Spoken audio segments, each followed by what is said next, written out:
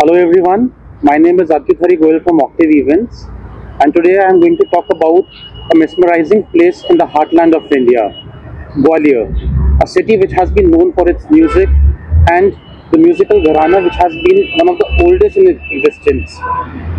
The Sindhya dynasty has been helming the state of Gwalior since the 18th century. I am sure that you all must be aware about the intricate silver miniature train which is present in Jaivilas Palace at Gwalior. So, we have the august presence of Her Royal Highness Maharani Priyadarshini Rajesh Scindia with us today. How are you? Welcome, ma'am, to our channel and to our conversations for weddings, events, hospitality, and royalty. Thank We you. welcome I'm you happy today. to be here. Thank you.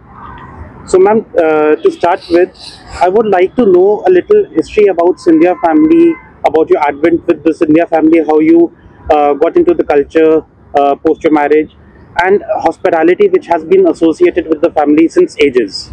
So, both my husband and I come from Maratha families, which hail from Maharashtra originally.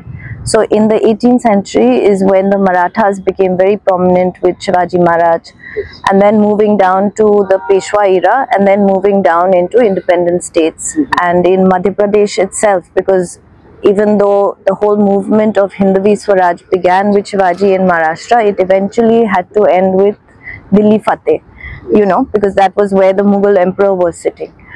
And that is eventually where the Marathas were, and they were the last Hindu rulers of the Red Fort. Yes. You know, so it's a fascinating history, if I have to say so myself. And apart from that, in more contemporary history, whether it was my great-grandfather, my grandfather, my uncle, Fateh Singh Rao Maharaj, who worked so hard for their people and for equality and for development. And also in my husband's family with Madhavrao Scindia, the first Maharaja of Gwalior, who was the visionary of modern Gwalior as you see it today. So when you're actually walking down every street of Gwalior, it was built by the Scindias. Correct. You know, and so it is Scindia Ki Nagri because it lives in the heart of the Scindias as well as the heart of India. Yes. You know, so we have a very interesting saying because Madhya Pradesh is known as the heart of India. Correct. So we call Gwalior the heart ki dhadkan because that is where we feel culture, food, energy, excitement resides in Gwalior. It is the cultural gateway. So, ma'am, people are not much aware about Maharani Sahiba Priyadarshini Rajesh Scindia as a person. If you would throw some light about your upbringing in your childhood, whatever is comfortable to you to talk about here. So, my father comes from Baroda. Yes. In fact, he was one of the only children that was born in Lakshmi Vilas Palace, Okay. you know, interestingly enough. But he decided on a career in business, you know, and moved to Bombay where my eldest uncle, Maharaja Fateh Singh Rao, made him the chairman of his company.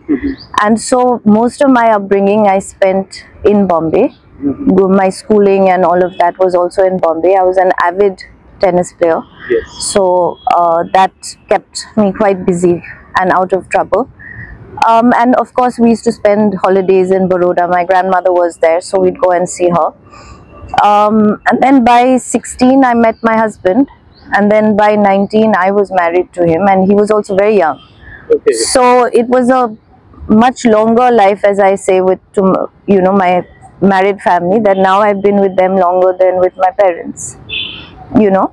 So it's been an interesting journey. I've been able to learn and had the opportunity also to learn more about Maratha history once I came here and inherited this legacy of amazing heroes and stories and things like that, which got me very fascinated. And that is when we from the museum itself we started a program called the Scindia Research Center. Yes. Which now goes into, you know, getting out all the right correct history, putting it out there. And then I think my passion for history, and I'm not a historian, I'm what you call a storyteller. You know, I think the power of stories, if it's told in the right tone and in the right way, and language is very important in whether you call it storytelling or history telling. So I always found that Maratha history for some reason was kind of never, even in school, we had one paragraph on Shivaji Maharaj, Yes. you know, and okay, this was the mutiny, you know. And then when I started going into it, and I said, you know, why do Indians write these words about other Indians? Who are we mutineering against? The British. So why is our period called the Indian Mutiny? You know, why are words that are used for Maratha history itself, like Maratha history is almost portrayed like a Game of Thrones. It's a dark age when the Marathas came in and all. But then it was a time when that was required. And the Marathas always fought alone. There were no other kingdoms that came, you know, and fought alongside them. So it was a very interesting history, and then my passion became to sort of go through history and write it in a fair way from my point of view, you know, and whoever wants to see it or read it or is interested in it should reach out and understand it a little bit more. And we've been able to do quite well, I feel, with that. So we also started the first Maratha gallery in our museum in the it was the first in the north that we did, you know, which represents almost all the Maratha states of India. So it gives you a glimpse into what people don't know very much about. And the idea is not to tell them everything, but hope to leave them with that thing that they want to read a bit more on their own or explore a bit more A little on their own. anger. Exactly. That's great to know. And I think that now Bollywood these days is really putting in efforts to bring out the history of Marathas in a good manner, in the actuality as to what happened. Yes, I mean, the movies I've been watching of late have been interesting. Of course, I'm a nitty-gritty person, so costume is very important to me. You know, things like that really matter to me. So I'm still working on in my own head getting that part right, because another very interesting thing about the Marathas are our pagris. Yes. You know, every state has its own pagri, and it has a very interesting way of being tied and all of that. So for me, when you represent the pagri incorrectly, you know, I get very upset about it. You know, so working on things like that, through the museum we've worked on exhibitions on Maratha pagris, we've worked on a lot of that. So hopefully, you know, educating more designers, more costume designers and things that are up and coming, because so many amazing careers and Gwalior has so much to inspire you with. If we talk about the pagris right now, the pagri of Gwalior family, that in itself is an artifact. It is. Because recently I was there at Jaivilas Palace Museum and I saw that entire video as to how the pagri is made. And we were also informed that this pagri is made for the most special puja of the year, that's the Shera. And once the pagri is made and tied on the head of Maharaj Jyotiraditya Scindia ji or Yuvraj Sahab, that can be used only once. So we have a history of retying our pagris and keeping them fresh. Okay. Unfortunately for our pagarband, who's very, very frail and old, yes, I'm trying to make him teach more people. So I keep making him tie and retie the pagri, because, you know, it's only with practice that you understand that. So yes, we do have this tradition that we do at least after the Shera. Gudi Parva is the day when you wear your new pagri, because in Maharashtrians and Marathas, that's your new year. So Nai pagri is presented usually at that time, you know.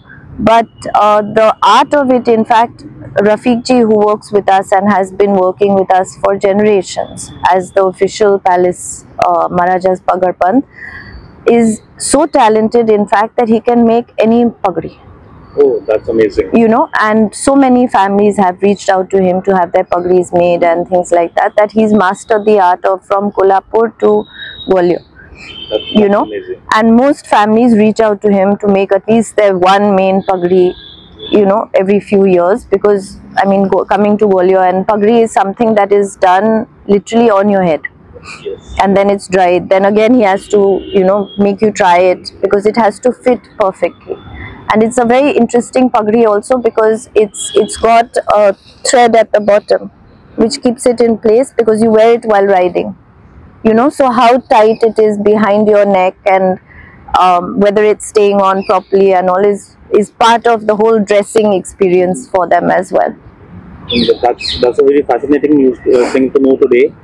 And coming to weddings, so right now what happens is there are multiple states of the country which have been on the proximity for people to go for weddings. But I personally feel that Gwalior and Madhya Pradesh in itself should be marketed more for weddings.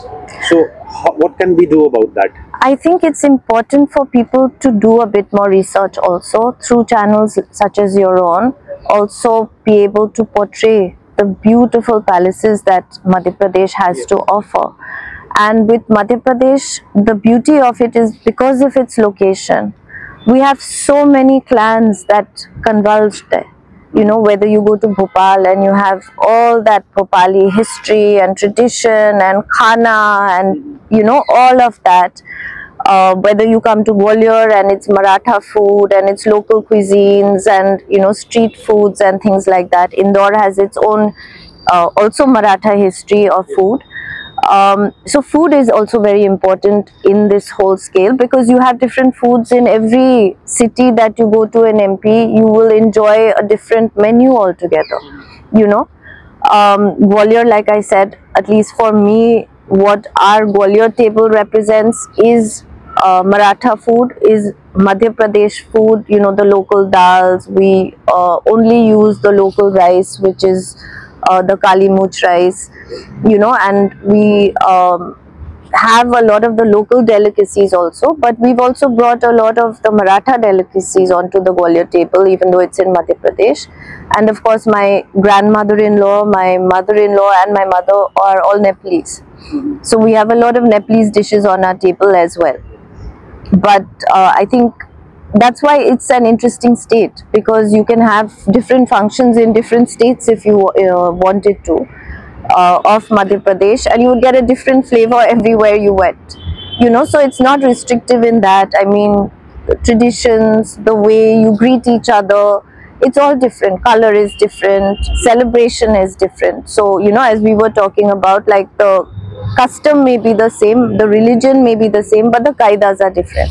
That's true. You know, so you get to see that and be a part of that also. So I hope that I think Madhya Pradesh is now starting to really open up. People are looking for alternative destinations. If you're looking for some of the very interesting palaces, architecture, history that are completely dynamic and different from each other, I think Madhya Pradesh is definitely your destination to look at. However, for me, of course, Gwalior is where my heart is. And as I call it, you know, the heartbeat of Madhya Pradesh. So for me, Gwalior will always be the most romantic destination in all of India, if not Madhya Pradesh. Like Jayawala's Palace is your home. Ji. That's home for you. Ji. For people like us, it's a museum, it's a palace. But there are a lot of lawns in Jayawala's Palace, Ji. Which are also connected to the Taj Hotel, which you have given Usha Granth Ji. Palace. Is there any possibility that those lawns can be opened up? So initially? we are planning to open them soon. We have had 1 or 2 events, but mainly for our own friends, Yes. to sort of see whether we can handle it. For me, as you mentioned very correctly, Jayawala's is my home. Yes. So my sentiments sometimes get a bit, you know, they're different. You know, you don't really like people walking around your house and things like that. So I'm learning to let go, so as to speak, because my home is also a place that I have to look after. Yes. You know, and she's 150 years this year. So, you know, this year we've been able to do a lot of that looking after. We've been able to sort of really prop her up. Our Darbar Hall has been restored. You know, all these spaces are opening up because of that. And now I found that to look after her, I need to bring in, you know, a decent amount of revenue as well. That's true. You know, and so yes, we will be opening quite a few areas up. I think my son is the one who's really working on that and convincing me that it is the right way to go. It's just about me turning the corner and being able to let go. So let me say, I haven't had enough of the house yet. You know, I still feel like as a housewife, I have so much more to do before I showcase it to the world. But as a home and as a place, as a backdrop, I mean, I think she's one of the most beautiful properties in the country. And I say she because to me, she is an entity. That's true. You know, like a mother, we live within her. So we have to respect that. You know, we have to keep in mind that our ancestors walked down these corridors, you know, and after all, what are we if not for the love of everyone that's come before us? So those things I like to keep a little bit more in mind. But yes, I think in the next, by the end of the year and by next year, we will definitely be opening a lot of places. It's not only Taj, but there are a lot of other properties that I've heard are opening as well. Oberoi will be opening soon. Radisson has already opened and are also doing a very good job. And I'm hoping soon, you know, we will have some very nice bed and breakfasts and places like that. A few people have already started. I think there's a lovely little bed and breakfast called Anandmai and things like that also in Gwalior. So, you know, the options are now opening up. People are seeing that unless we open our doors, people won't come, you know. And as the old saying goes, build it and they will come. So I think we've taken to that idea of building it and hoping that people come. And there's one particular royal family, I won't name them, but what they did is they opened up one particular room in their palace and posted it on Airbnb. So is there something possible that we can also do something like that? You know, let me put it this way. My home has always been open. I love it when I can entertain people, and because I have children who have so many friends, that in a way I run an Airbnb as it is, because the children are always around and there are always rooms full of, you know, people and things, and I like it that way.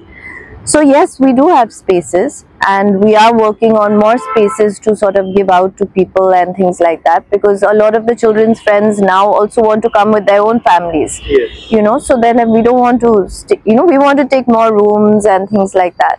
So of course we will be opening that up quite soon. I'm quite excited about it if that happens. I still have to work a lot with my son to put plans into process.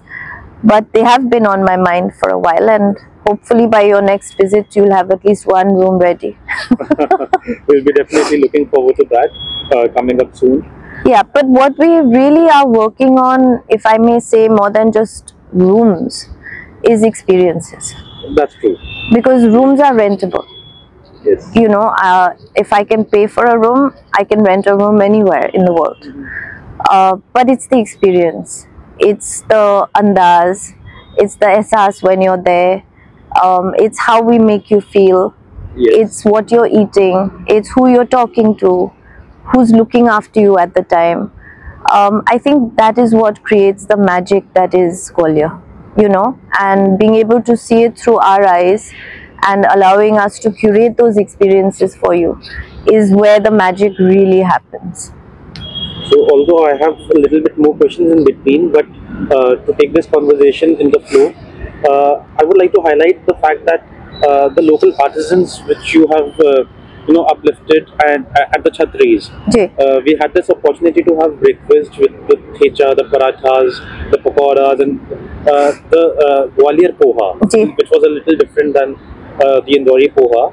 So can you throw some light on that, so, as to how you have gone ahead? Again, as I mentioned before, food is a great passion of mine and my family's. And what I find is what food does to people is magical.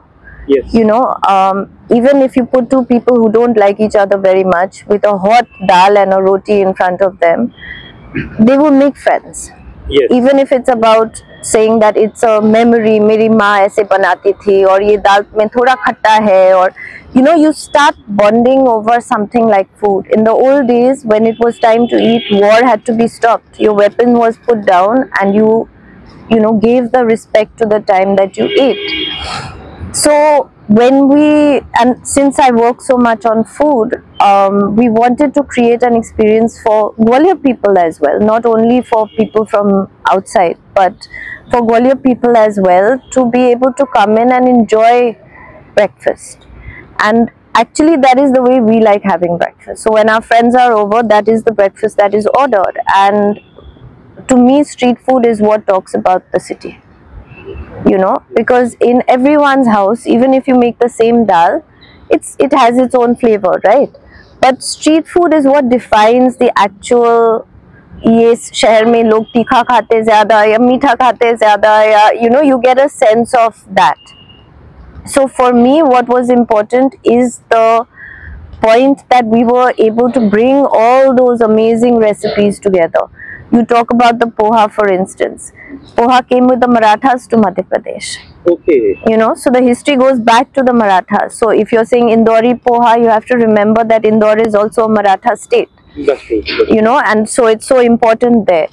Now Madhya Pradesh has taken the poha to another level, but the history of the poha is with the Marathas. So all that is very interesting. So how we sat and curated the chhatris also for our guests was, the chhatris are our cenotaphs. It's Yes. where our elders now reside. Yes. And so it's not a place where you can really, do anything loud, and, it's a place of reflection. It's where you come to think, it's where people come and take a walk in the evening and take in all the atmosphere. So we decided that we would do a lovely breakfast in the corner of the chhatris, which reflected the food from our house also and local street food also. And it's worked out really well because, as you mentioned, you had thecha also. Yes. And the bais who work in the chhatri, they will sit and make the thecha for you fresh. So even if the food is smelling like anything, when you smell that thecha being, in the mortar and pestle, when she's pasting it, the smell, the freshness that comes from that, you can only feel in that chhatri experience. I've done it in many other places, but what you feel there, because you're surrounded by nature, it's quiet, it's calm, and you really get a sense of smell, a sense of taste, a sense of seeing what's around you, which is important. Only talking about it is taking me back to last year when I was there experiencing that firsthand. And frankly, I'll just add to it that even at my home after coming back from Gwalior, I asked my cook that from now onwards you won't make the chutney in the mixer grinder. But You have to use the mortar and Yes. pestle and make it fresh. Yes. Make it in small batches, but make it fresh. Yes. So, So also that talks to you about Maratha history, because you were warriors. Your women went to war with you and traveled the country with you. So podis, what you know of as even South Indian podis, are actually what you carry as your foods of war. okay. Ab jahan bhi gaye, what you did was you had that powder masala, Yes, we did. jisme bhi dal do, it tastes of home. Hanji. It lasts you a long time, and you have a little pouch of it wherever you go. So there are many different tastes. So किसके घर में coconut ज़्यादा होगा, किसके घर में लहसुन ज़्यादा है, किसके घर में मिर्ची ज़्यादा है. So everyone has their own little flavor that they carry along with them and use to flavor the food. So these are things that have to be fresh and have to be done, on the spot or mixed with something fresh. So that taste of home is always with you. That's amazing, actually. Ma'am, the Maratha families, I mean, if I talk about the Scindia family or even your paternal family, cricket has been a driving force in both the families. Ji. So with cricket, the new cricket ground has come up at Ji. Gwalior, and we recently also had the one of India's matches happened there. So how is cricket going to make Gwalior back on the travel map, as well as the new airport which is coming up? I think obviously the airport was definitely something that has changed tourism in Gwalior. It's made us far more accessible. Naito, you had to come to Delhi, to come to Gwalior. Now you, from Bangalore, Hyderabad, Bombay, Delhi obviously, and Chennai, you have direct flights. So that's made things very accessible. Obviously the cricket ground is a place where everyone comes together in India. So having that and having some good matches coming in is also important. But those are only props. You know, apart from working hard for the youth and what cricket and sports can do for the youth of Madhya Pradesh and Gwalior, that's one aspect. But I think when the city is vibrant, people will get there. No matter whether they have to drive there, ride there, do what they have to. And Gwalior is now slowly picking up and bringing in that vibrancy and understanding slowly what the market requires. Yes. You know, and even if I charter 10 flights for you, but the city or the town has nothing to offer you, an airport or a cricket ground is only an airport and a cricket ground. Yes. And those are, like I said, only props to keep things happening. But what's more important is to ensure that the city remains vibrant. So, with the vibrancy of the city, one of the most vibrant places in Gwalior, if I talk in particular, is the Gwalior Fort. Ji. The drive to Gwalior Fort, and on the way we see the Jain sculptures of Tirthankars. Once we are at the fort, the view of the city is mesmerizing. We also have a light and sound show. Ji. So, is there any possibility that we can host events at the fort complex as well? So, I think definitely if there are public events, music events, dance events, dramas, I think the government is very and should be very open to partnering and with those spaces. For private functions, I'm still not sure whether they are open to them, but definitely for events and that represent the heartbeat of the city, I think, you know, and those locations are priceless. As you said, I mean, the views and all of that, but the stories themselves that go on from the fort are fascinating. One of the best musical festivals which happens in Gwalior, the Tansin Festival, that happens on the fort complex itself. It happens around the fort. It happens even at the Tansen Maqbara, which is, you know, his tomb. It happens last year also. We partnered with them, so we had 1 or 2 events at the palace also for the shows. So it's a huge part of what Gwalior is its musical history, and in its own time, Gwalior was one of the most famous gharanas, you know. Yes. And so yes, the music of Gwalior is very important as much as the contemporary music of Gwalior.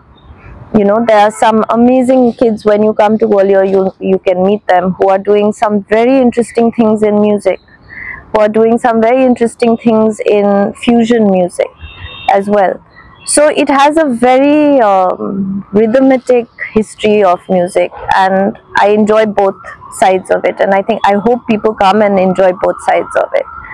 You know, with the entire Maratha clan itself, I mean, whichever place we go to where Maratha dynasty was part of, music has been very prominent. Ji. Especially Gwalior Gharana is anyhow on top of the list. But entire Maratha clan had music along with them. Also, they were very musical themselves. You know, music was a huge part of the education. So all the children had to learn an instrument, they had to play an instrument.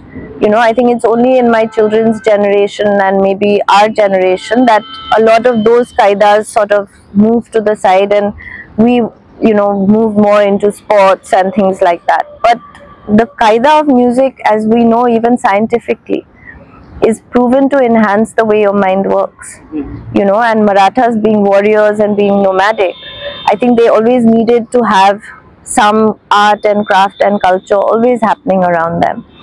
And if you see the history of the Marathas also, they never came in and destroyed the culture of where they settled. Yes. It was always imbibed and then taken forward. You know, and that is a very important point to note. That, you know, unke kaide, it wasn't that they went in and said, "Aaj se sab log hamare hi kaide karenge, hamare hi khana khayenge." No, it was a mix of everything, because that was their vision of Hindvi Swaraj, was that whoever lives in our country, everyone must do what they must do, but we must live as one country and have that, you know, drive to be one together. A mixing of cultures without imposing their own culture. Exactly. That was the motto, I believe. Exactly. you know, so there was so much to celebrate in this country. What was the point of wiping out culture? That's true. You know, so jitne customs the, har ek ke custom celebrate kiye, so that was always very vibrant. And Gwalior in fact was very well known for a lot of these things, to the point where you'd be surprised that in fact the Gwalior Ganpati functions were replicated for the Bombay ones. So what you see in Ganpati today in Bombay began in Gwalior. Okay. That's a fact which I believe most of the people, including myself, don't know. Neither did I. But since we started the Scindia Research Center, we've been, you know, finding so much interesting information on culture itself, that, you know, sometimes history takes a backseat and we move into the culture of the times. So, ma'am, like we were talking about culture, there's another culture of eating. We talked about the local craftsman food for the breakfast at Chhatris. The third part style of eating, where you're made to sit on the ground on a chowki and a silver thali is served. So, please throw some light on that. So, the word itself gives you the answer. Tat, pat. Tat is your thal, pat is what you sit on. So, it's called tat, pat, jeban. So it's basically all the foods of the house. So how it's curated is usually with color, with season. So, you know, if the chicken curry is brown, then the dal is yellow, then the bhaji is green, you know, and what are the foods that go together, how many dishes come together. So you can have, as they say, chappan bhog, you know, you can have as many dishes as that, and you can have it as simple as you like it. We have the same sort of khana even when we have our shads and things like that. That is a different style, where we eat on banana leaf. You know, when we have Dashera and when we are fasting, again that's a different style. And the foods, you have sabudana ki khichdi when you're fasting. You have something called aloo kot, which is a aloo ka curry. We have kuttu ka puris, you know, which is again a very interesting thing, very different for a lot of people. And then the main tat part is served, of course, for celebration, which is weddings, Dashera, Puja, when the family comes together. That is when we all sit on the floor, and there's a particular way it's laid out. We have a whole grass and rose ka patti alongside each one with fanuses, and then everyone has their individual servings of everything. So it's a beautifully, I mean, you have to take part in it to really be able to experience it. To talk about it is only one sort of aspect of it. When you mix the flavors of the thal, when the person comes to serve you, the qaida of service, what comes when and before what is served what, you know, it's all sort of an experience more than something that I can story tell about, because food is an experience. And that actually talks about the big tables which we have at Jaivilas Palace. The openness of Scindia family in inviting people over, inviting guests over to have and break bread with the family. As I mentioned, you know, I think food is something that completely disarms people. Yes. You know, and if it was me, you could make me start a war over food. You know, if the food is not good, I will not tolerate that. So it's, to me, it's something that where you can really be open. Ab khana kha rahe, jhoot kitna bol sakte ho aap? Thank you, ma'am. I'm sure people who haven't visited Gwalior will now be intrigued to visit. Thank you everyone for tuning into a conversation with Her Royal Highness. Please do like this video, share your comments in the comment section, and subscribe to our channel. Namaste.